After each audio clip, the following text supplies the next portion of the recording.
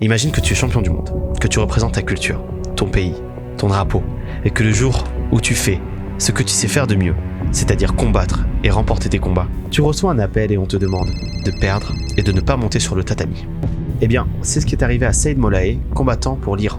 Son histoire, ce n'est pas simplement du sport, c'est une histoire entre courage, fuite et liberté. Et aujourd'hui avec Loevan, on va vous raconter comment un simple combat de judo est devenu un vrai symbole de liberté. Et croyez-moi, cette histoire elle va vous retourner, parce qu'elle parle pas que de judo. Elle parle aussi des choix qu'on doit faire quand on doit choisir entre sa conscience et sa carrière.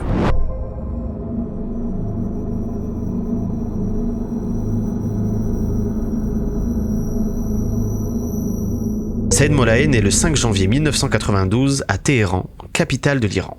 À cette époque-là, en Iran, le judo c'est bien plus qu'un sport. C'est un symbole, un des rares sports où le pays brille à l'international. On a des grands noms, des médaillés mondiaux et dans chaque salle, des jeunes qui rêvent de porter les couleurs du drapeau iranien aux Jeux Olympiques. Saïd, lui, grandit dans ce contexte. Enfant calme, réservé, travailleur, il commence le judo vers 10 ans dans un petit dojo de quartier. Il n'avait pas de grands moyens mais une vraie rigueur d'entraînement. Et rapidement il sort du lot, non ? Exactement. Et à 20 ans, son nom fait déjà partie des sélections nationales. En 2015, il commence déjà à se faire un nom sur la scène asiatique avec une médaille de bronze aux championnats d'Asie. Un an plus tard, il participe aux Jeux Olympiques de Rio et son aventure s'arrête tôt. Mais il comprend une chose essentielle, c'est qu'il peut rivaliser avec les meilleurs. En 2017, Mollaei franchit un cap et monte pour la première fois sur un podium mondial. Il est médaillé de bronze aux championnats du monde. Et puis en 2018, à Bakou, c'est la consécration. Il devient champion du monde des moins de 81 kg. Et c'est dans le monde du judo, dans une catégorie monstrueuse qui est la catégorie des moins de 81 kg, que Saïd Mollaei écrit son nom sur le mur des champions. Et c'est là que le destin de Saïd bascule. Parce qu'à partir de là, il ne combat plus seulement pour des médailles. Il va devoir combattre pour exister. Tokyo, été 2019, le Nippon Budokan est plein à craquer. Des milliers de spectateurs, les caméras du monde entier, la pression monte. Et au milieu de tout ça, un homme, Saïd Mollaei, champion du monde en titre. S'il gagne ses combats, il retrouvera en finale l'Israélien Sagimuki. Un affrontement rêvé pour ses fans, mais impossible pour son pays. Et pourquoi c'est impossible pour l'Iran ? Parce qu'entre l'Iran et Israël, ce n'est pas une simple rivalité sportive, mais une vraie rivalité politique. Depuis 1979, après la Révolution, l'Iran ne reconnaît pas Israël comme un État. Les dirigeants iraniens considèrent Israël comme un régime illégitime et dans la logique du gouvernement, affronter un athlète israélien, c'est comme reconnaître l'existence d'Israël. Alors depuis des années, les athlètes iraniens sont encouragés à éviter ces duels. Parfois, ils déclarent forfait et parfois ils se blessent, bizarrement, juste avant le combat. Donc quand Saïd arrive à Tokyo, il sait déjà que ça peut poser problème. Exactement, Saïd Mollaei le sait très bien. En 2018, après son titre, il est devenu une fierté nationale, un symbole, et lorsque le tableau des mondiaux 2019 sort, tout le monde voit la même chose. Il doit croiser la route de Sagimuki.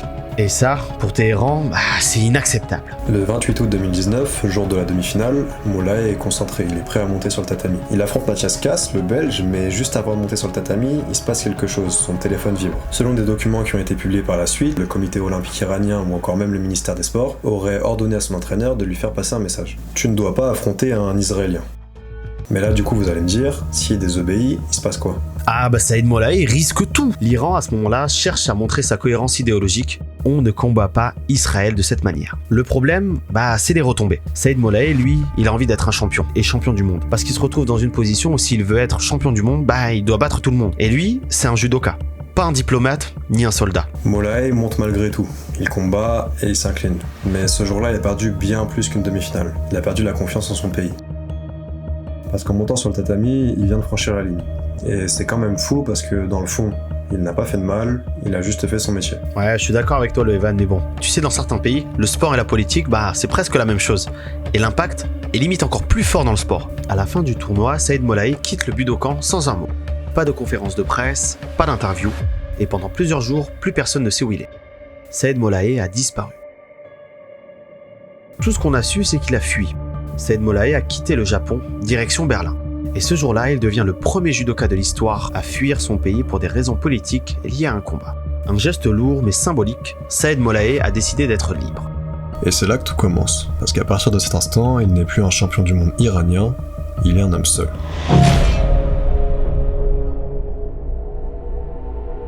Quand Saïd quitte le Japon, il ne le fait pas en héros. Il fuit. Pas d'annonce, pas de drapeau, pas de poste. Il disparaît. On apprendra plus tard que c'est la Fédération internationale de judo qui l'a aidé à quitter Tokyo, discrètement, parce qu'à ce moment-là, il y avait un vrai risque pour sa sécurité. Tu sais, quand t'as vécu dans un système comme ça, t'as pas trop de plan B, hein. Le gars, il a toujours appartenu à une équipe, une fédé, une nation, et là, on lui enlève tout. T'imagines? Le mec, il se retrouve juste avec un kimono, une valise et plus rien du tout. Il arrive à Berlin, seul, il n'a plus de statut, plus de passeport valable pour le sport. Il fait une demande d'asile politique et c'est accepté quelques semaines plus tard.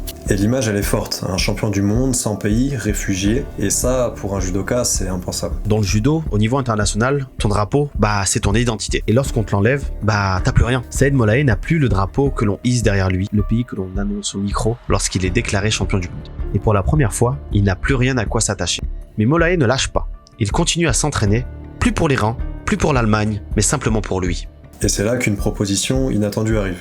En 2019, la Mongolie lui offre la nationalité. Le président mongol signe personnellement le décret et déclare que le sport doit rester un lieu de paix et de liberté. Et pour la première fois depuis des mois, Mollaei a un nouveau drapeau. Il redevient athlète. C'est quand même fort, hein. Le mec s'est fait renier de son pays, il a jamais insulté, pris de position. Franchement, chapeau, hein. Moi, j'en aurais lâché des dingueries. Puis, bref, le mec, il a simplement dit une seule chose. Je veux combattre. Oh, tu te rends compte, Evan, le mec, il a risqué sa vie pour faire du judo quand même. Ouais, et ce qui est beau, c'est qu'à partir de ce moment-là, il retrouve petit à petit son souffle. Il reprend la compétition sous les couleurs mongoles, et dès 2020-2021, il refait surface. Et c'est à Tel Aviv que tout bascule à nouveau. Février 2021, Grand Slam de Tel Aviv, c'est la première fois que Mollaei met les pieds dans un pays qu'il n'aurait jamais pu visiter avant. Il combat, il avance, et il finit médaillé d'argent. Mais ce qui va marquer les esprits, c'est ce qu'il va dire après. Thank you for all. Thank you for IGF for competition. I'm first time in Israel, but first medal after I come to Israel, first medal. I'm very very happy.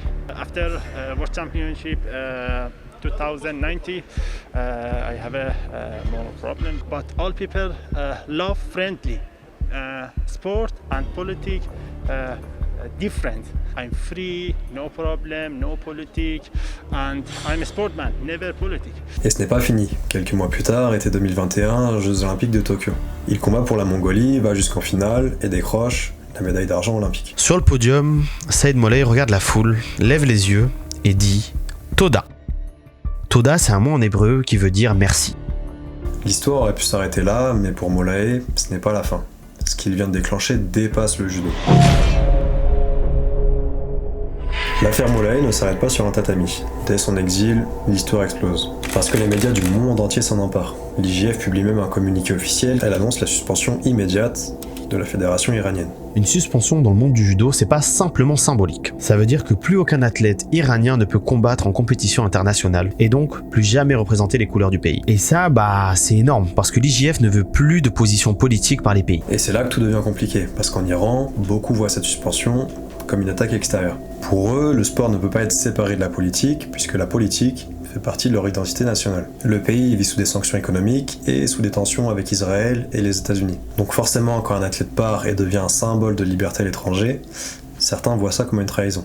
Ouais, tu vois, dans le judo, ce genre d'histoire, c'est quand même assez rare, hein. C'est là où tu te rends compte quand même de l'impact et l'ampleur de cette histoire. Mais paradoxalement, cette affaire a ouvert une porte. Des athlètes du monde entier, iraniens ou non, ont commencé à parler, témoigner des pressions qu'ils vivaient. Et des discussions s'ouvrent dans les fédérations. Jusqu'où un sportif doit représenter son pays, et quand son pays le limite, qu'est-ce qui lui reste? Tu vois, moi c'est ça que j'aime bien chez Mollaei. Le truc c'est qu'il a pas cherché à devenir un héros, le gars il a juste voulu rester fidèle à lui-même et continuer à faire du judo. Et ça, on pourra jamais lui enlever, hein. C'est quand même magnifique. Et son histoire en a inspiré d'autres. En 2021, quand il monte sur le podium olympique, il n'est plus seulement un exilé. Il est la preuve vivante que le sport peut être plus fort que la politique. Et ce jour-là, Saïd Mollaei porte un judogi mongol. Mais derrière lui, c'est bien plus qu'un drapeau. Il y a tous ceux qui l'ont forcé à se taire, tous ceux qui ont essayé de l'empêcher de combattre, et lui, ce qu'il leur rend, c'est le droit d'être libre sur le tatami.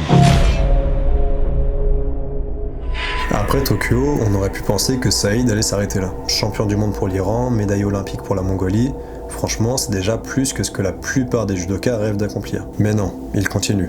Et c'est là qu'une nouvelle page s'écrit. En 2022, on apprend que Saïd Mollaei rejoint l'Azerbaïdjan.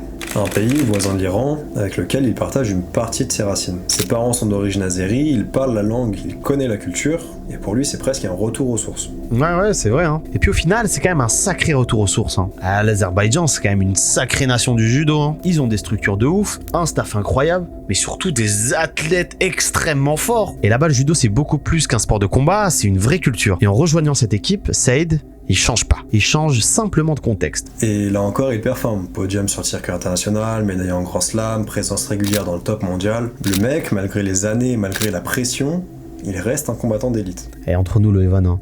Moi, ce que j'ai toujours kiffé avec lui, c'est que malgré qu'il ait changé de pays toutes les 2-3 compétitions, le mec, il a jamais changé son judo. Toujours même posture, mais qu'il est là, manche, part en arrière. Des trucs de ouf pour un moins de 81 kilos quand même. Peu importe le patch dans son dos, le gars, c'est toujours resté le même. Et c'est là où tu vois quand même que le judo, c'est beaucoup plus qu'un sport. 3 drapeaux, 3 hymnes, mais un seul regard. Celui d'un homme qui a tout vécu, la gloire, la peur, l'exil, voire même la renaissance. Et qui malgré tout continue de monter sur le tatami comme si c'était le premier jour. Et c'est un sport tellement difficile de base que je sais même pas comment il a réussi à continuer à faire des podiums, à rester stoïque avec toutes les pressions politiques autour de lui. Et quelque part, c'est beau de se dire qu'un judoka parti de Téhéran, passé par Berlin, naturalisé mongol, installé à Bakou, est devenu l'un des visages les plus respectés du judo mondial, sans jamais trahir qui il était, ni son pays, ni sa passion. Être libre c'est beau, mais dans le cas de Saïd Mollaei, ça a un prix. Parce qu'une fois que les médailles sont rangées, le monde continue de tourner. Et lui, il reste avec ses choix. Quand tu choisis de t'exiler, tu perds tout ce qui te définit. T'as plus ta maison, plus ta langue, plus ton équipe. Et pour un athlète de haut niveau, c'est extrêmement violent. Le judo, c'est une famille. Tu grandis avec tes partenaires, tu souffres avec eux, et puis du jour au lendemain, tu deviens un étranger. Même quand tu gagnes, tu n'as plus personne avec toi. Pendant plusieurs mois, il vit dans un entre-deux étrange. Assez connu pour être respecté, mais trop marqué pour être totalement accepté. Et tu sens que dans ses interviews, il en souffre. Il dit « Je suis heureux d'être libre, mais je ne veux pas être contre qui que ce soit. » Ce mec, c'est pas un rebelle. C'est juste un homme qui voulait qu'on le laisse combattre. C'est là où tu vois quand même toute la complexité de cette affaire, parce qu'au moment où le mec devient libre, il devient aussi une image. Les médias, les politiques, internet, tout le monde s'en empare. Et Saïd Mollaei devient un peu un héros malgré lui, alors que lui, tout ce qu'il a envie de faire, c'est du judo. Saïd Mollaei a une nouvelle image, beaucoup plus médiatique cette fois. Et même sur le plan personnel, c'est dur. Sa famille, qui est restée en Iran, ne peut pas le rejoindre. Les contacts sont rares et surveillés. Il dit même dans une interview « Je n'ai pas vu ma mère depuis que j'ai quitté le pays. » Et là, tu ressens cette solitude. Ce mec a gagné la liberté, mais il a perdu ses racines. Et c'est pour ça que ce genre d'histoire, on les raconte pas pour faire pleurer, mais vraiment pour faire réagir sur qu'est-ce que la liberté, son symbole et son importance. Donc je te fais ce petit message à toi qui regarde la vidéo. Quel que soit ton fardeau, continue à t'entraîner pour devenir la meilleure version de toi-même. Je sais que c'est bateau, hein, mais regarde ce que Mollaei a dû faire. Il a perdu son pays, sa famille, sa fratrie, tout le monde, mais il a continué à s'entraîner pour une seule raison, c'est qu'il avait confiance en lui, avec une seule idée en tête de faire du judo. En fait, son histoire, ça rappelle que le courage, c'est pas juste un moment héroïque. C'est ce que tu fais après, quand les caméras s'éteignent, quand tu n'as plus rien à prouver, sauf à toi-même. Exactement. Et c'est peut-être ça, le vrai sens du mot judoka. Être capable de se battre, pas seulement contre son adversaire, mais contre la peur, la solitude ou le doute. Mollaei, lui, a décidé de représenter le courage, et celui-ci ne s'est pas représenté seulement par les médailles qu'il remportait sur les podiums. Tu sais, Loïvan, quand tu regardes les combats de Mollaei, tu te rends compte que ses vraies victoires, elles étaient pas vraiment sur le tatami en fait. Le gars a quand même fait le tour du monde pour faire ce qu'il aimait, le judo. Ce que j'aime dans cette histoire, c'est qu'au fond, le sport, c'est pas juste une médaille. C'est une manière de se battre sans haine. Parce que Mollaei, il n'a jamais cherché à pointer quelqu'un du doigt. Il n'a pas parlé de vengeance ni de politique. Il a juste montré par l'action ce que ça veut dire d'être un homme libre. Et c'est ça qui me touche le plus, parce que dans un monde où tout est question de camp, de drapeau, de division, lui, il a choisi le respect. Il a montré qu'on pouvait rester fidèle à soi-même, sans être contre les autres. Et franchement, dans le judo, c'est une belle leçon. Aujourd'hui, Saïd Mollaei continue de combattre. Il s'entraîne, il enseigne, il sourit. Et peut-être qu'il ne réalise même pas à quel point il a marqué le judo. Parce que sans le vouloir, il a rappelé au monde que sur les tatamis, c'est un des rares endroits où deux adversaires se respectent avant de se battre. Et ça dépasse toutes les frontières. Et tu sais quoi, Koga? À chaque fois que je monterai sur un tatami, je penserai à lui. Parce qu'à ce moment-là, peu importe le pays ou peu importe la couleur de la ceinture, il y a toujours un peu de Saïd Mollaei dans le geste. Ah, tu vois, Loïvan, ça c'est bien. Là, tu transmets des vraies valeurs. Nous, on veut voir que du judo de toute façon. Tu sais quoi, faudrait leur enlever les drapeaux. Allez, tu sais quoi, ouais, je pars en cacahuète. On enlève tout le monde. On veut que du judo, que des boîtes. Merci à toi d'avoir regardé la vidéo jusqu'à la fin. N'hésite pas à nous dire dans les commentaires ce que tu en as pensé. Abonne-toi, ça fait toujours plaisir. De toute façon, ici, on parle de judo, d'anecdotes, de sport en général. Donc, on a plein de vidéos qui vont arriver très très sympathiques. Et n'oubliez jamais, allez l'OM. Non, allez, je déconne. Sur un tatami, le vrai combat que vous devez gagner, c'est contre vous-même. Ouais, je sais, c'est stylé. Bon, je m'arrête là-dessus. Abonne-toi.